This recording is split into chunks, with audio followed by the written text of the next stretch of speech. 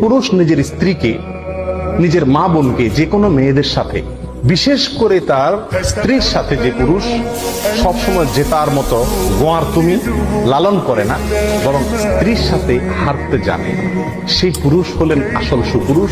সেই পুরুষের প্রশংসা নবী সাল্লাল্লাহু আলাইহি ওয়াসাল্লাম করেছেন।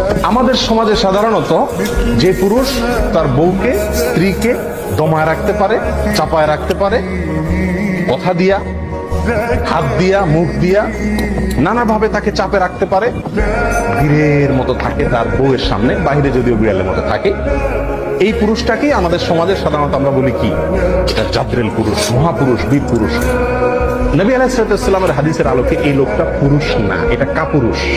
স্ত্রীর দুর্ব্যবহারকে হজম করা, ধৈর্য ধারণ করা, গিলে ফেলা, সবর করা, আল্লাহর জন্য ক্ষমা করে দেওয়া, হাসি মুখে গ্রহণ করে নেওয়া, এটাও যে ইবাদত সেটা আমরা বেশিরভাগ মানুষ জানি।